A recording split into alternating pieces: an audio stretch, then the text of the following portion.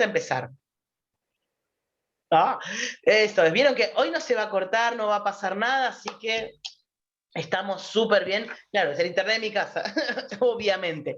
Bien, vamos a empezar con los primeros temas, así ya tenemos toda la revisión y después obviamente esto lo subo a YouTube y después obviamente se los comparto por un link, así no lo tienen que descargar porque si no va a pasar como 5.000 gigas.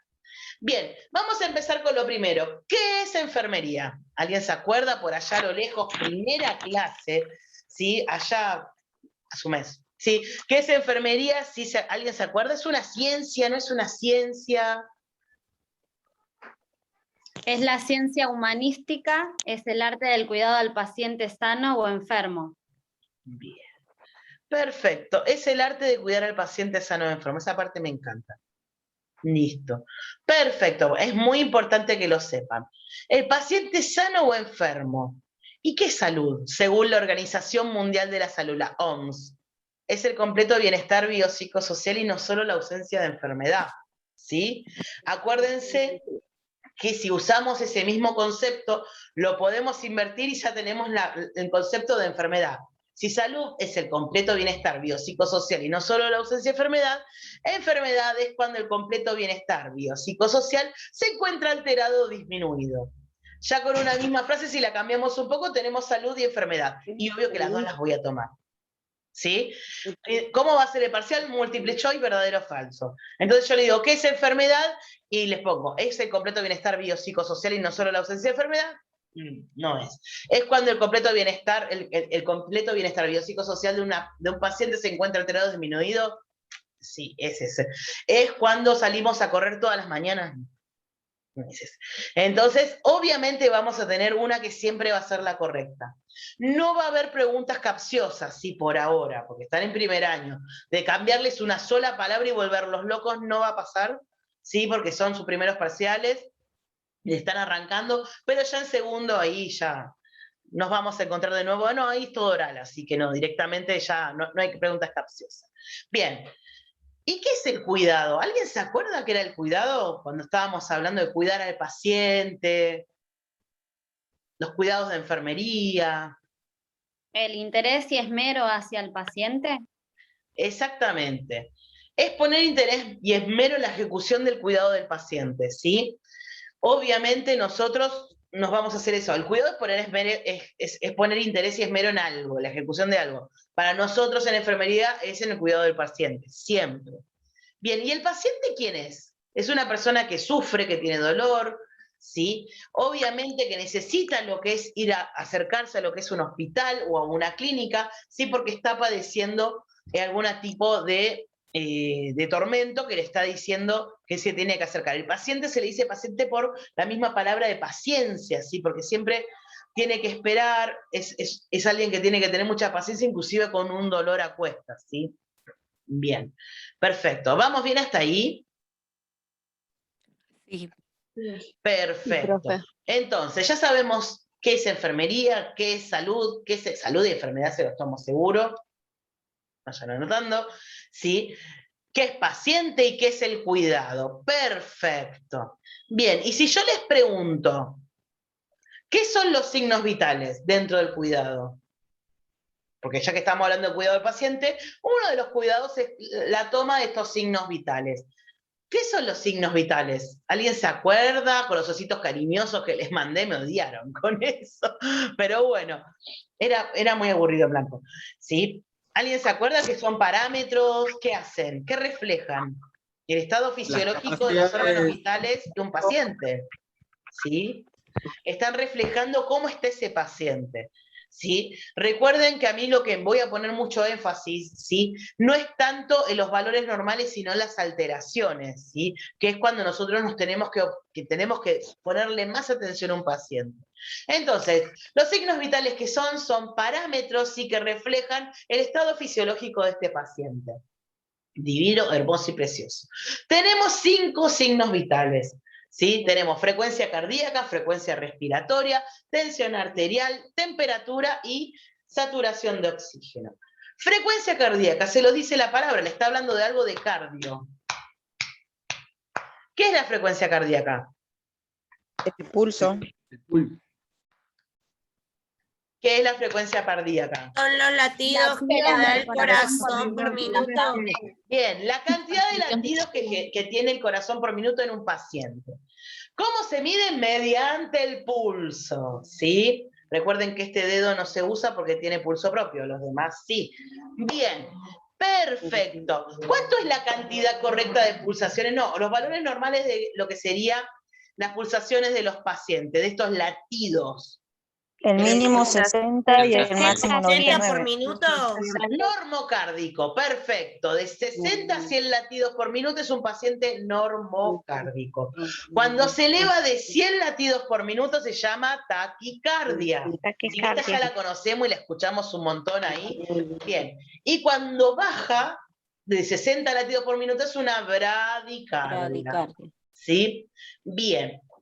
Perfecto. Si yo voy con un paciente que no tiene brazos, ¿cómo le puedo tomar el pulso? En la yugular.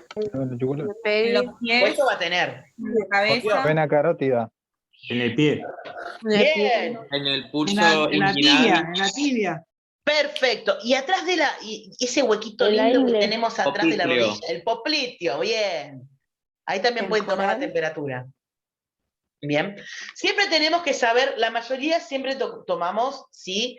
De la parte de lo que vendría a ser especialmente la que es cubital o la que es radial, ¿sí? Que son las más fáciles de ubicar. Si el paciente no tiene brazos, obviamente tenemos que buscar. Cuello va a tener, ¿sí? Tiene que tener, porque si no, no puede sobrevivir. Así que va a tener cuello, ¿sí? Así que, pero puede estar traqueostomizado. Pero ahí ya van a tener los signos vitales en un monitor. Eso lo van a ver más adelante, cuando entren a terapia intensiva, que es muy bonito. Yo sé que les suena así como muy... Que alguien les diga que terapia intensiva es muy bonito, es como medio raro, pero cuando ustedes entran del lado de lo que es ser enfermero, les va a gustar. Yo sé por qué se los digo. Bien, perfecto. Ahora, esta frecuencia cardíaca, ¿qué la puede modificar? El ejercicio. El ¿Qué peso. más? La edad. Perfecto. ¿Se acuerdan El que yo les dije que Luis tenía una hija de 15 años que llegaba a su casa y le decía La sus fiebre. hermosos 15 El papás, estado estoy emocional. embarazada? ¿Qué va a pasar con el corazón de Luis? Se va a elevar. Se acelera el El corazón. nervio. Sí, Le va a parar. Es como una taquicardia importante, ¿sí? Las emociones, ¿sí? Las emociones juegan mucho con la que es la frecuencia cardíaca. Ustedes cuando vengan al final, ¿sí? O cuando vayan a rendir, ahí sí, cuando vayan a rendir biología con Florencia, ¿sí? No van a poder dormir, no van a querer hacer nada, van a repasar todo bien. A veces pasan este tipo de cosas, ¿sí? Entonces, las emociones, los nervios, el estrés, también lo altera un motor. Obviamente la actividad física, sí, también va a activar lo que es la frecuencia cardíaca. Ahora vamos a ver una prima hermana de la frecuencia cardíaca, que es la frecuencia respiratoria. ¿Sí? Esto ya nos lo dice, está hablando de lo que es la respiración, es la cantidad de ciclos respiratorios, ¿sí? Que tiene una persona por minuto, ¿sí? Recuerden que el ciclo respiratorio tiene dos fases, una activa, que es la inspiración, y la pasiva, que es la exhalación. Si inspiramos, exhalamos. Perfecto.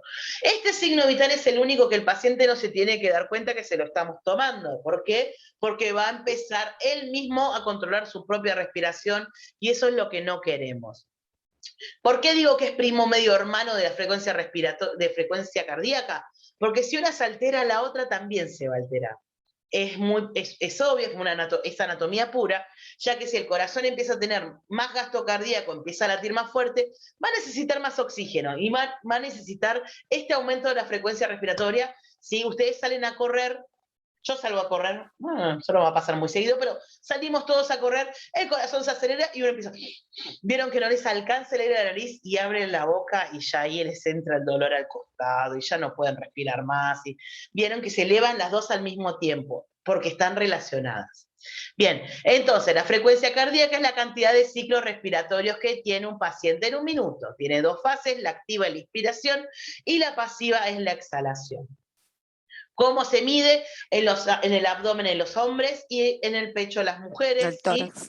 en el tórax, ¿sí? Le miramos el tórax, ¿sí? Lo más probable es que cuando ustedes tomen la frecuencia cardíaca, se toman un minuto más y le miran ya la frecuencia respiratoria, que el paciente va a pensar y decir, uy, ¿cómo tarda en tomar la frecuencia cardíaca y nosotros estamos tomando otra cosa? ¿Sí? Pero es muy importante que ellos no se den cuenta para que no la controlen. ¿Sí? Obviamente el estado emocional, la actividad física, los medicamentos que nos habíamos olvidado también en la frecuencia cardíaca, también modifican, hay medicamentos que generan taquicardia, ¿sí? Especialmente algunos jarabes para la tos generan eso. Se van a dar cuenta de eso, que generan algún tipo de taquicardia, ¿sí? Entonces, y también la taquicardia está acompañada de la frecuencia respiratoria elevada. Bien, los valores normales de la frecuencia respiratoria son de 12 a 20 ciclos respiratorios por minuto. ¿Cómo se llaman los valores normales? Eupnea, ¿sí? Eupnea. Cuando Señor, está perdón, por ¿puede el... repetir lo mismo? ¿Puede repetir lo que dijo? Sí, espera que el perro estaba ladrando, pobre perro. ¿Sí? Los valores normales de la frecuencia respiratoria son de 12 a 20 ciclos respiratorios por minuto. Se llama eupnea, ¿sí? Cuando tiene más de 20 ciclos respiratorios por minuto, se llama taquipnea, acuérdense. Y cuando tiene menos de 12 ciclos respiratorios por minuto, se llama bradipnea. Sí. Cuando tiene dificultad respiratoria, es una disnea, ¿sí? Y cuando tiene ausencia de ciclo respiratorio, es una apnea. Eupnea, apnea, disnea, van a soñar con esto, pero hasta que no, yo ya se los dije, hasta que no vomiten signos vitales, no voy a parar. La clase que viene lo volvemos a ver igual esto, pero yo ya lo estoy grabando, así ya lo tienen y escuchan esta hermosa voz. Perfecto. Bien, vamos a seguir con nuestra otro signo vital, que este seguro lo están aprendiendo a tomar ahora, que es la tensión arterial. ¿Sí? ¿Lo empezaron a tomar ya o más o menos ya lo empezaron a ver? ¿Alguien logró escuchar los latidos? Sí. Sí. Bien. Los que no lo lograron escuchar todavía, no se me desanimen, por favor, que a mí me costó como 3 veces escuchar los latidos, así que si hay alguno sordo que escucha mucho música con auriculares, esperen un poquito que ya los van a escuchar. Si no, si los escucharon, vieron que es un sonido total hasta que empieza a latir y vuelve un sonido. Es bastante interesante y muy bonito. Bien, la tensión arterial, recuerden que es la fuerza que ejerce la sangre sobre las paredes arteriales y que la presión arterial es la presión que ejercen las paredes sobre la sangre, ¿sí? Es casi lo mismo, algunos le van a decir presión arterial, otros les van a decir tensión. Mientras se sepan los valores, yo voy a ser feliz, ¿sí? Por algo el tensiómetro se llama tensiómetro, ¿sí? Para lo que es tomar la tensión, por ese mismo motivo, pero mucha gente le dice presión y tampoco no hay ningún problema. Bien, con la presión tenemos dos tipos de presiones, ¿sí? Tenemos la máxima y la mínima, ¿sí? La máxima es la sistólica y la mínima es la diastólica. Recuerden que la sístole es cuando en el corazón, si este hermoso corazón que podemos llegar a tener, se divide en 4, tenemos 2 aurículas y 2 ventrículos, en la punta del corazón están los ventrículos. Entonces, la presión máxima, que es la sistólica, es cuando los ventrículos del corazón se comprimen, ¿sí? Se contraen, ¿sí? Y la relajación de estos ventrículos hace lo que es la diastólica, que es la presión mínima, ¿sí? Entonces, sístole es contracción de ventrículo, no lo hace de esa manera tan bestia, pero para que lo entiendan, y diástole es la relajación de los ventrículos, ¿sí? Porque esto lo tomo. Sí, entonces, sístole, diástole, ¿sí? Sístole es la tensión arterial máxima y la diástole es la tensión mínima. ¿Estamos todos de acuerdo? Perfecto. ¿Lo vamos entendiendo hasta ahí? Bien, ahora vamos a hablar de los valores normales de lo que es la tensión arterial, ¿sí? Recuerden que siempre hay una media que se le dice, ¿sí? Que es de 120-80 milímetros de mercurio, ¿sí? Obviamente, una persona que tenga un poco más o un poco menos no significa que esté mal esta presión, porque tenemos rangos, ¿sí? En los cuales la presión va a seguir siendo normal, ¿sí? ¿Cómo le vamos a ver esto? ¿Sí? Desde lo que es 90-60 milímetros de mercurio hasta 140-95 milímetros de mercurio, todo este rango va a ser normal. O sea que ustedes se pueden tomar la presión o la tensión y les puede dar 130-75 milímetros de mercurio y va a estar normal, ¿sí? O les puede dar 100 70 milímetros de mercurio también va a estar normal. Todo lo que esté dentro de ese rango va a ser normal y vamos a estar tranquilos. ¿Qué pasa cuando supera los 140-95 milímetros de mercurio? Va a ser una hipertensión, ¿sí? Y cuando esté por debajo de los 90-60 milímetros de mercurio, va a ser una hipotensión. Acuérdense de hiper por los hipersupermercados, ¿vieron que es todo gigante? Siempre hiper es el aumento, es grande, es para arriba. Hipo, ¿sí? Siempre es para abajo, es descender. ¿Sí? Entonces, hipertensión, hipotensión. Igual hipertensión ya lo venimos escuchando, ¿sí? De algún lado ya lo tenemos esa palabra en nuestra cabeza, porque siempre se habla inclusive en lo que es la televisión. ¿Qué puede alterar a la presión? Pobre Luis, que ya viene con la frecuencia cardíaca por el techo, la frecuencia respiratoria también, esta niña que quedó embarazada, obviamente la presión se le puede bajar o se le puede subir, depende de la persona. Hay gente que se desmaya también con las emociones muy fuertes, ¿sí? O que más o menos, o se les da vuelta un poquito en la tierra, a mí me pasa eso. Y si yo me desmayo, déjenme en el piso porque nadie me va a poder levantar, chicos. Es una realidad, no se esfuercen su espalda, ¿sí? Pero puede pasar de ambas maneras que la presión se va a afectar. La actividad física también ayuda mucho, los medicamentos, ¿sí? ¿Qué pasa también? La herencia, si esto de lo que veníamos hablando, que puede ser una persona súper saludable, súper deportista, tiene 20 años, la flor de la vida, no tiene estrés, puede pasar que haya alguien así. Entonces, y puede tener hipertensión, sí, puede ser por herencia, puede ser que venga ya de una familia que tiene lo que es hipertensión arterial. Entonces, sí, también puede ser por este factor.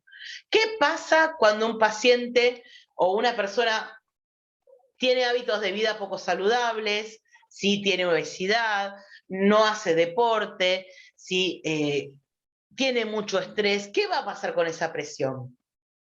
Se sube. Estar alta. Exactamente, Se va va a a tener elevar. una hipertensión. Si recuerden, ¿sí? Los síntomas que generan la hipertensión, además de lo que ya venimos hablando, ¿sí? Obviamente, y más la edad, sí, que recordemos que una persona de 90 años va a tener lo que son esas arterias, esas venas calcificadas, no van a tener la típica elasticidad que tienen, ¿sí? Y eso también genera que se eleve un poco la presión. Perfecto. ¿Vieron que no es tan difícil? Si se lo empiezan a analizar, no es tanto y no es tan difícil, y van a ver que les va a ir súper, súper bien. Perfecto. Ahora alguien me va a decir qué es temperatura. ¿Se acuerdan que yo se dije que se aprendieron una palabra? Que les hice así con la mano. Equilibrio. Hipotálamo. Equilibrio, muy bien. No estoy tocando los tambores. Equilibrio, ¿sí? Perfecto. Acuérdense siempre que ustedes cuando den una definición no pongan la palabra que le estén preguntando. Porque, eso le toca el nervio a todos los instructores de los campos prácticos. Si dicen, ¿qué es temperatura? Ustedes no digan, ni la temperatura es la temperatura del cuerpo. ¿Sí? A su casa le van a decir, no. Es el equilibrio entre ¿qué? Entre la generación de calor de los sistemas y la pérdida de calor por la periferia, es decir, por los tejidos, especialmente por la piel, ¿sí? Por la boca se pierde calor, por todos los orificios también perdemos calor. ¿Vieron que cuando hace mucho frío hacen y pareciera como si les saliera un mito? Y si hacen deporte en invierno y transpiran mucho como yo, les va a salir hasta humo de la cara, ¿sí? Esa es la pérdida de calor de la cual estamos hablando, ¿sí? Bien. Entonces, ¿y quién la regula, la temperatura? El hipotálamo. El hipotálamo, hipotálamo. exactamente. Perfecto. Muy bien, muy bien. Ay, qué lindo, me encanta. Perfecto, vamos con los valores normales. A mí el valor normal, obviamente, depende de los libros, van a tener muchas variantes. Van a decir, pero este libro dice esto y la profe dijo esto, y capaz que otro profe les dice otro valor, ¿sí? No importa mucho, a mí eso no me está importando, pero me importan algunos datos específicos. Lo normal puede oscilar entre 35, 35,5 y 36 hasta 37,2, ¿sí? Eso sería una temperatura normal. Cuando estamos por encima de los 37,2, ya vamos a tener un estado subfebril, ¿sí? Hasta lo que es 37,5. Pobre 37, los 37 son terribles. De 37,5 a 37,9 es febrícula, ¿sí? ¿Y qué pasa a partir de los 38 grados? Fiebre. Exactamente. Hay algo que nos está indicando que está mal en nuestro cuerpo. La fiebre no es un signo vital que diga, ay, me voy a agarrar fiebre porque estoy nerviosa. No va a pasar eso. Algo nos está indicando que está pasando, y lo más probable es que sea una infección. ¿Sí? Viene muy relacionada con la infección lo que es la fiebre. A mí lo que me interesa es que ustedes sepan que desde 37,2 algo pasa en ese cuerpo. Y si es 38 ya es fiebre. Porque pueden encontrar también febrícula con otros valores normales, ¿sí? Pero yo les voy a preguntar a partir de qué temperatura es fiebre. A mí me interesa que lo sepan. Y a partir de qué temperatura es hipotermia, que es de 38,5, en algunos libros son 39, pero 38,5 está bien, ¿sí? ¿Por qué? ¿Qué pasa con los niños si tienen fiebre muy elevada mucho tiempo? Le puede agarrar una convulsión.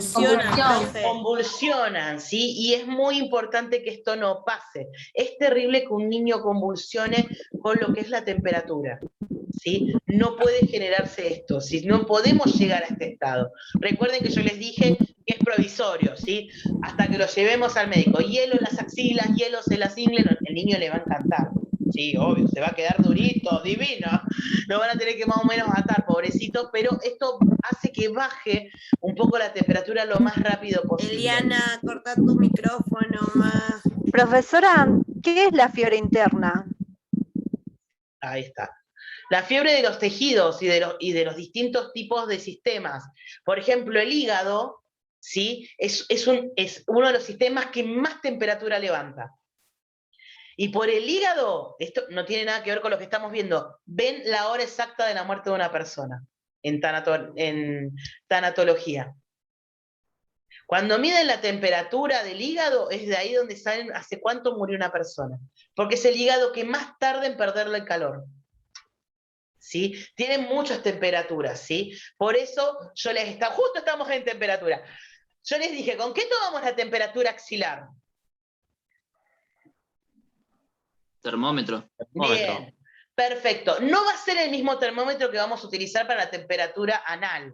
Así que ese orificio me lo dejan tranquilo hasta los enemas. ¿Sí? En los enemas nos metemos, pero hasta los enemas no nos vamos a meter. ¿Sí? Va a venir el médico con otro aparato, ¿sí? No le vamos a poner el mismo termómetro, ¿sí? Porque puede pasar, y si el paciente no tiene brazos, en las ingles también se puede tomar y también el popliteo, pero capaz que tampoco tiene piernas. Puede pasar. Entonces, obviamente siempre tenemos que tener una opción, ¿sí? Se me muere Sandra. No te me mueras, Sandra, ya te vi. Así que, obviamente, sí, esa es la temperatura de la que estamos hablando. Obviamente los tejidos van a tener más temperatura. Y esto es una realidad. Bien, vamos en lo que es temperatura. Ya sabemos que la temperatura la tomamos con un termómetro. Entre paciente y paciente lo vamos a limpiar con un algodón con alcohol, ¿sí? Lo vamos a limpiar todo. Para obviamente irlo desinfectando entre paciente y paciente, ¿sí? Bien, y vamos al último y hermoso signo vital, que es la saturación de oxímetro, de oxígeno, ¿sí? Que es la oximetría, ¿sí?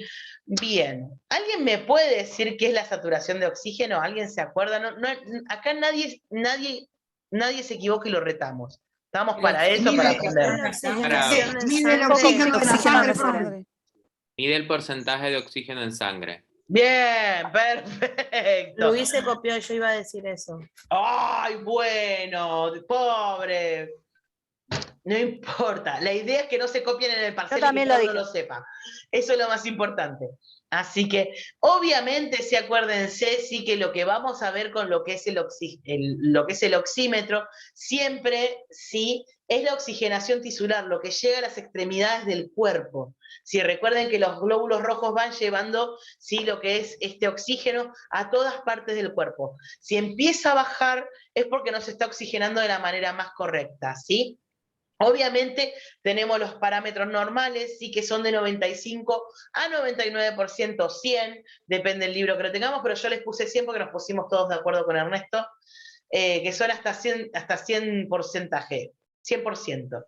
Es muy raro y casi no existe una persona que tenga 100% de saturación, por la misma inclusive contaminación que tenemos, ¿sí? Es muy extraño que una persona, tendría que ser Heidi, que viva ahí en los Alpes suizos, más o menos sola, que pueda llegar a tener un 100% de lo que es saturación. Bien, Obviamente menos de 95%, o sea, de 94% a 90% va a ser una hipoxia leve, de 89% a 86% va a ser una hipoxia moderada, y de 95% para abajo, ¿sí? Va a ser una hipoxia severa. Muy probablemente un paciente que tenga un 85% de hipoxia no va a estar consciente, va a ser un paciente que se va a tener que intubar, ¿sí? Ventilación mecánica lo vemos después del parcial también, así que tranquilos, porque lo vemos, ¿sí? Con oxigenoterapia, que es muy bonito. Así que, obviamente, a nosotros nos importa, ¿qué nos importa cuando empieza a descender, ¿sí? De los 95? Obviamente, le da 94, no vamos a salir corriendo a hacer un escándalo, pero si este paciente le empieza a dar 90%, 92%, obviamente algo pasa en ese sistema que no está generando el suficiente oxígeno para llevarlo a todo lo que es las partes del cuerpo. Se miden los dedos, ¿sí? Tiene una luz infrarroja, que yo en este momento el mío se lo presté a mi mamá y nunca me lo devolvió, esta enfermera ladrona que tengo de madre. Se pone acá, no pincha, no duele. Uñas tienen que estar sin pintar porque si no, no se los va a leer, ¿sí? Si tienen las manos muy frías, le tienen que hacer como una especie de masaje para que le irrigue un poco más de sangre, y ahí se los lee. Si no tiene dedo de las manos, se lo pueden poner los dedos de los pies. Si no tiene dedos de los pies, se lo pueden poner en el lóbulo de la oreja, ¿sí? Profe, ¿en cualquier dedo del pie? En el gordo se te va a complicar un poco, pero en los chiquitos sí, ¿sí? Si no llega a tener dedos, se lo puedes tomar, y si no en el lóbulo de la oreja, sí, se lo podés hacer también, y por Dios, si no tienen pies y manos y lóbulo de la oreja, salgamos, lo podemos, trataríamos en las podría ser ingenio, es un arte, enfermería es un arte, pero puede pasar, ¿sí? Son cosas que a veces pasan, ¿sí? Entonces ya van a tener mucho ingenio para todo esto. Bien, vamos a seguir con el otro tema. ¿Vieron que no sé? Qué divino que no se corta. Ay, Liliana, no te devuelvo nunca más el Zoom. Bien, perfecto. Vamos a seguir entonces con lo que es las soluciones intravenosas, que acá con la presión osmótica se... Pero bueno, vamos a seguir con esto. Sí, que son las soluciones intravenosas, ¿sí? Las soluciones intravenosas obviamente sirven para lo que es el equilibrio electrolítico del paciente, ¿sí? Es el famoso suero que vemos colgando, ¿sí? Y tenemos varios tipos de sueros. Obviamente esta fluidoterapia nos ayuda mucho con el equilibrio, ¿sí? Hidrolítico del paciente. Vamos a tener dos grupos, ¿sí? De lo que son las soluciones intravenosas. Los cristaloides, que los tomo en el parcial, y los coloides, que quizás estaría bueno leerlos, pero en este momento no los vamos a tomar.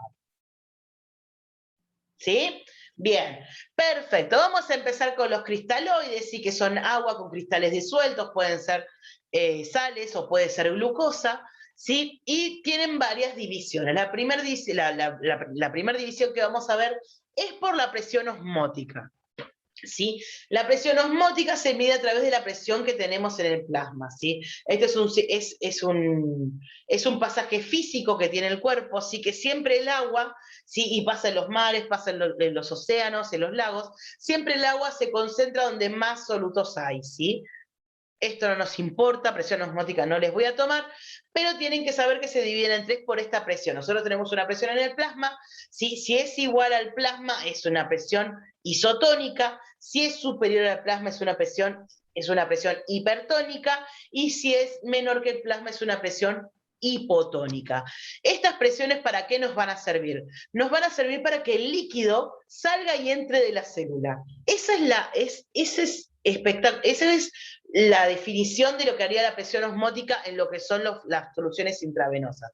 Podemos lograr que salga líquido de la célula cuando tiene mucho líquido, o cuando está deshidratado, ingresar líquido a esta célula, ¿sí?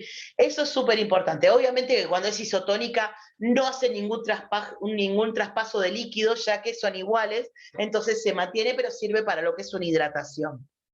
Cuando es hipertónica, que tiene más presión osmótica, va a hacer que el agua que está dentro, el líquido que está dentro de la célula, salga hacia el espacio extracelular, o sea, hacia el espacio fuera de la célula, ¿sí? Al tener más presión, va a llamar a que ese líquido salga.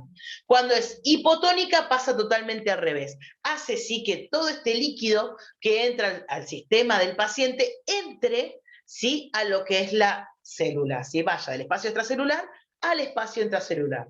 Entonces, isotónica es igual, no hay movimiento de fluidos, hipertónica hacemos sí que salga, sí, y estábamos en hipotónica, hace sí que al tener menos presión vaya hacia adentro de la célula, hipertónica hace que el líquido que está dentro de la célula salga sí, de lo que es la célula. ¿Sí? Esto es, en estas palabras es súper, no es tan difícil, no quiero otra cuestión, no vamos a hablar de cuánto es una presión osmótica, la presión osmótica del plasma. No la vamos a hacer, incluso si quieren podemos después verlo, pero no les va a gustar mucho ese tema, así que no lo vamos a ver en este momento. Vamos a empezar con las soluciones, ¿sí? Si yo hablo de cloruro de sodio al 0,9%, estoy hablando de la solución fisiológica. Pregunta de examen. ¿A qué le decimos solución fisiológica? Pregunta de examen. A, cloruro de sodio al 0,9%, B, dextrosa al 5%, C, Keanu Reeves en Matrix. Bien, perfecto. Entonces vamos entendiendo, así va a ser el examen. No va a estar Keanu Reeves, chicos. Sí, pero ayer les puse a los alumnos de tercero, les puse maniobra de Hemlich, le puse maniobra de Asgard, que es donde vive Thor, y un par me pusieron maniobra de Asgard, me asustó. Pero bueno, ya los hablamos con los alumnos, sí, yo suelo poner, el año pasado puse Saruman, y alguien me puso Saruman, así que van a ser bastante legibles lo que son las preguntas, no va a haber nada tramposo, quédense tranquilos, porque no lo vamos a hacer. Cloruro de sodio en 0,9%, la famosa solución fisiológica. ¿Para qué sirve? Para reponer volumen, sí, y los electrolitos, sí, del espacio extracelular, ya que va a entrar al cuerpo, no va a entrar a la célula, porque como tiene la misma presión, no va a ser pasaje de líquidos, entonces se queda divina ahí, toda hermosa y preciosa. Es la primera solución que vamos a poner cuando el paciente llegue, ya que no vamos a saber quizás si el paciente tiene algún tipo de diabetes que pueda afectarlo. ¿Sí? Bien, hablando de diabetes, vamos a hablar con la segunda solución, que es la dextrosa al 5%, que es una solución glucosada.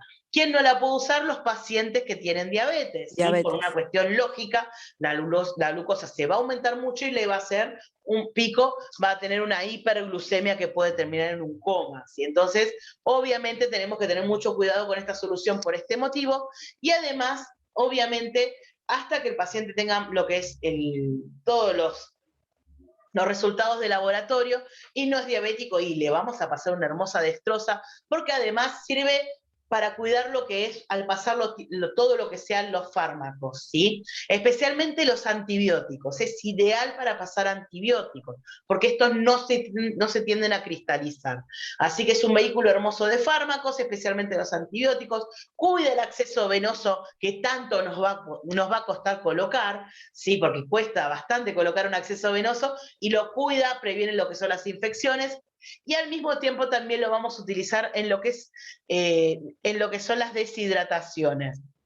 Recuerden que un Baxter de dextrosa de 500 mililitros aporta 200 calorías, ¿sí? Es un aporte calórico que hace. Si es un paciente deshidratado, viene un paciente que se alimenta poco también, ¿sí? Entonces, pregunta de examen, ¿cuántas calorías tiene un Baxter de 500 mililitros de dextrosa al 5%? 200. 200, como una manzana, ¿sí? Eso es lo que decía hacer antes, hace muchos años en una publicidad. Así que ya lo saben, pregunta de examen. 200 calorías, un Baxter de 500 mililitros de dextrosa al 5%, ¿sí? Perfecto. Ya tienen un montón de preguntas de examen, chicos. Bien. Pero me van a decir, pero profe, ¿hay más dextrosas? Sí.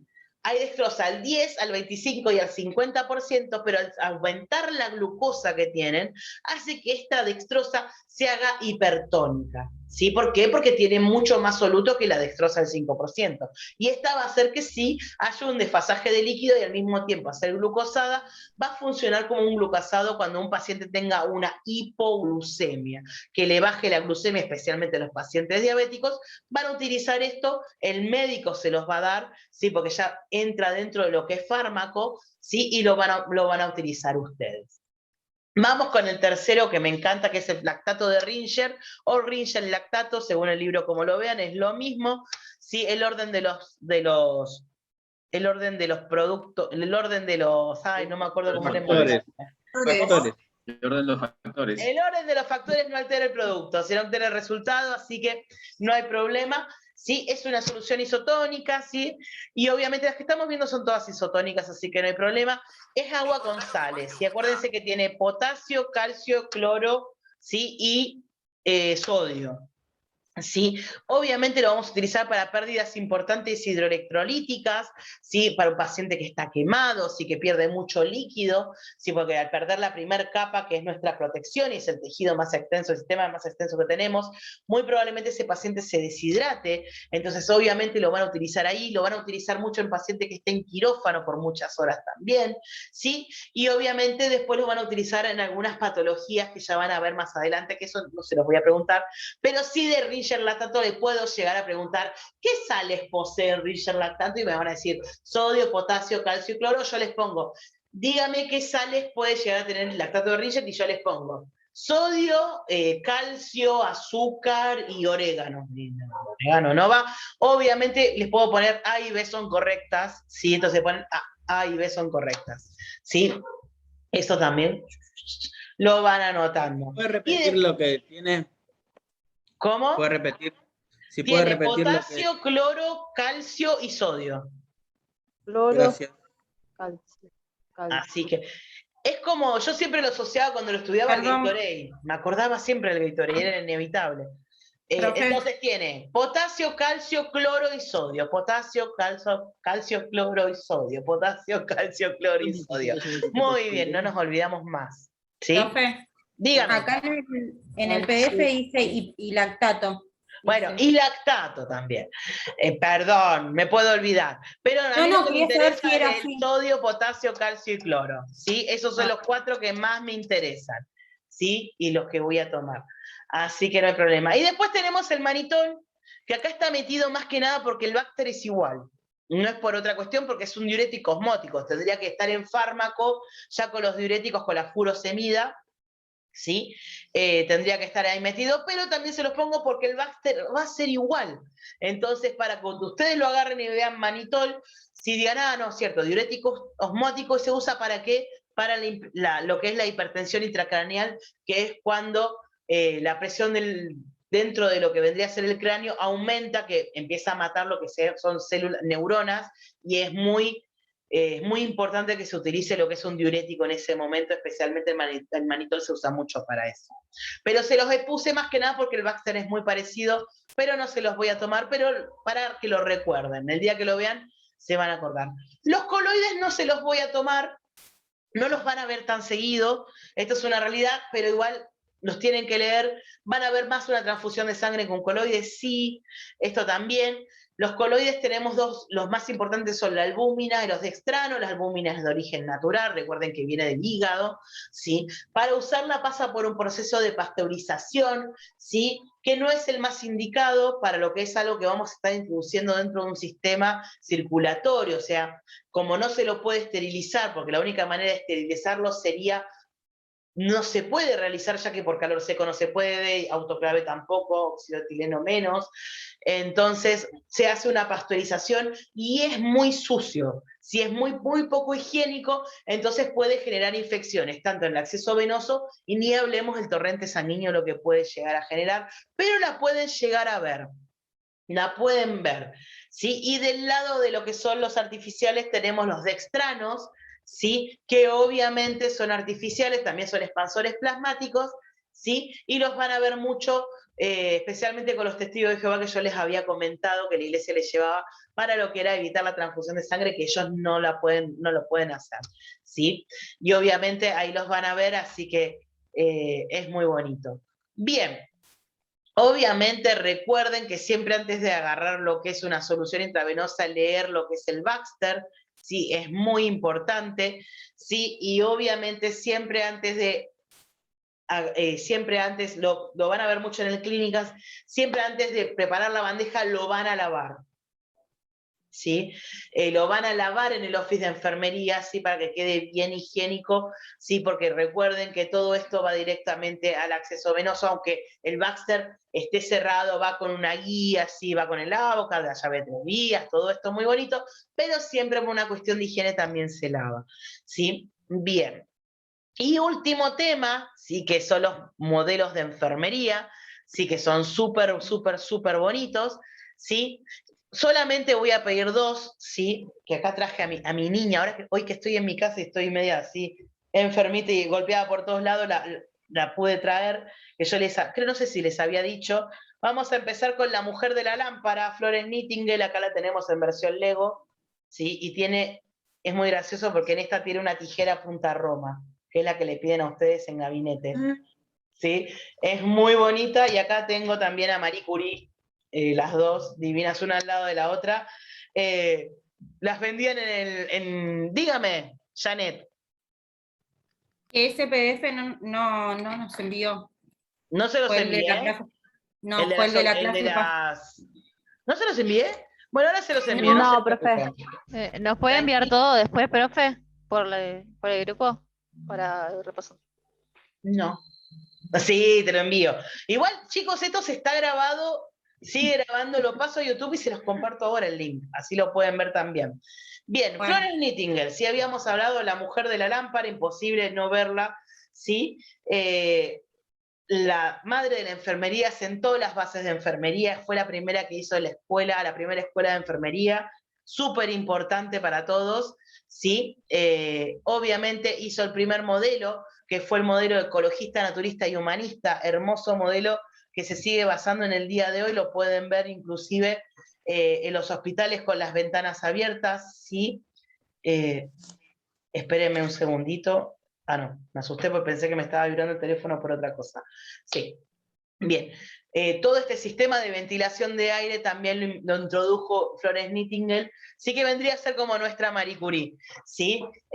Así que es muy bonita. Lo que a mí me interesa que sepan es que, bueno, fundó la primera escuela de enfermería, ¿sí? Hizo que mínimamente la atención de los pacientes tuvieran luz, tuvieran ventilación, sí, que se les pudiera hablar, se hicieron las primeras normas de higiene, sí, que es muy fundamental, ¿sí? Para lo que es, incluso hasta en el día de hoy, que se higieniza a los pacientes todos los días.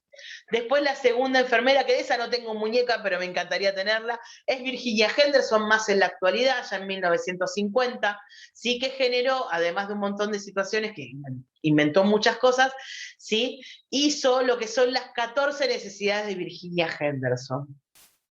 No se las voy a hacer enumerar, pero van a estar en el examen seguramente diciendo cuál de estas es una necesidad de Virginia Henderson o cuál no es una necesidad de Virginia Henderson. Les puedo poner beber es decir, respirar con normalidad, comer adecuadamente, eliminar los desechos del organismo y andar en patineta. No les voy a poner andar en patineta porque no sería de esa manera, pero obviamente sí va a estar alguna. Dígame, Vivian. Ay, profe, no, perdón, levanté la mano por levantar nomás. Ay, perdón. Solo porque te querés hacer ver la filmación, decí la verdad. No, bueno, no, porque le iba a preguntar, cállate Norberto, te estoy viendo, le quería preguntar si iban a hacer las 14 necesidades enteras que iban a entrar o iba a poner unas pares y iba a poner, pero justo al final lo dijo. Algunas, pero las tienen que saber, porque no saben cuál voy a poner. Es todo un misterio, chan, chan. Así que igual, por ejemplo, los PAEs, que los vamos a ver después, que es la atención, ese procedimiento de atención de enfermería, que lo vamos a empezar a ver cuando terminemos los parciales, hay un PAE que se basa en las 14 necesidades de Virginia Henderson. Y es muy bonito ese PAE, a mí me parece el más bonito de todos. Después tienen un PAE con Nanda, y los Nick y los Nock, que eso se los dejo a Ramón, a él lo odien, a mí no, que es así un poco más avanzado, es más complicado, pero a mí me parece más bonito este. No porque sea más simple, porque no es más simple, pero me parece más lindo, quizás más romántico dentro de todo lo que es enfermería y es más bonito. Bien, las 14 necesidades. Respirar con normalidad, comer y beber perfectamente, eliminar los desechos del organismo, ¿sí? Movimiento, mantener una postura adecuada, descansar y dormir, obviamente, seleccionar vestimenta adecuada, obviamente manejar lo que es, mantener lo que es la temperatura corporal, hacer lo que es la higiene, ¿sí? La higiene corporal, ¿sí? Evitar los peligros que hay alrededor nuestro, los peligros del entorno, ¿sí? Comunicarse, hacerse expresar las necesidades que podemos llegar a tener, ejercer un culto a una religión, que también está, trabajar de forma que nos podamos sentir realizados, ¿sí? Participar en recreaciones, ocios, tener descanso, ¿sí? Y estudiar y descubrir nuestra curiosidad, que es lo que estamos haciendo ahora, ¿sí? Todo esto es lo que entra en el parcial, no es tanto si se ponen a pensar, no es mucho, ¿sí? Son nombres muy complicados, sí, hay nombres complicados, hay temas complicados, yo ya lo sé. Esperen que le voy a pasar, antes de que me olvide el último PowerPoint, no sabía que me había olvidado de pasárselos, así que ya se los paso, que son las hermosas, ¿y a dónde está? ¡Ay, acá está! Bien, perfecto. Digan que todavía no lo archivé en mi carpetita, y lo tengo todavía en el... Ahí está. Es lo que vendría a ser, ¿cómo se llama? En el escritorio de esto. Bien, hasta acá llegué.